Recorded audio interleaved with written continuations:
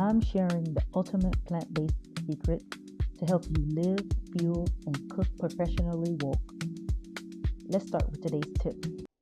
Welcome back, everyone. Today I am going to share my ultimate plant-based secrets to help you live, fuel, and cook professionally woke. Let's get into the recipe today. So today I have some leftover chickpeas from my other video I did. So we are going to just use what I have left right in the kitchen. So we have chickpeas, put it in the bowl. We have dill weed, put it in the bowl.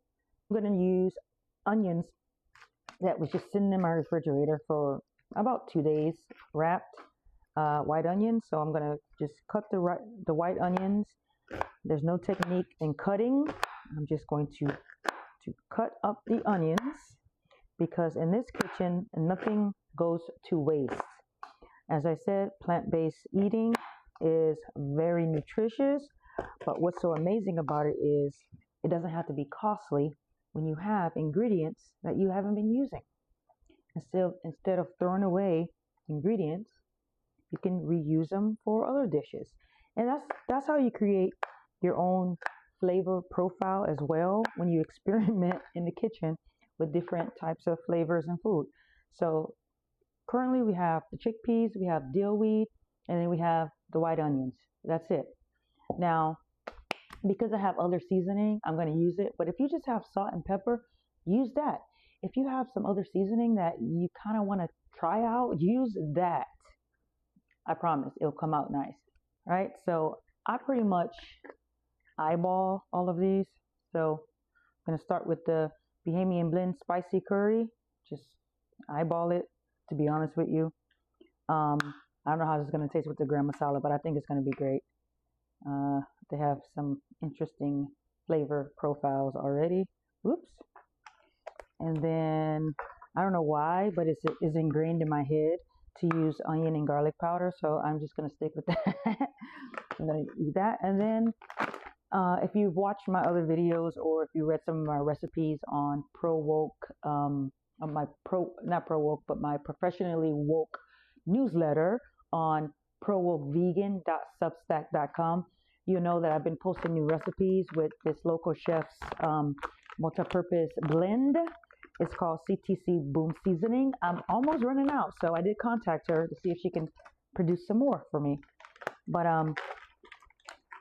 as I said, I like to work with multi-purpose seasoning because it's like a one-stop shop for flavor profile, and it does have some salt element to it as well. So you can use salt, pepper, etc. But I just like to, I love spices, so we're gonna do that. Then you just mix it up with your hands, and that's it. That's it, and it smells delicious. As I said, you can adjust the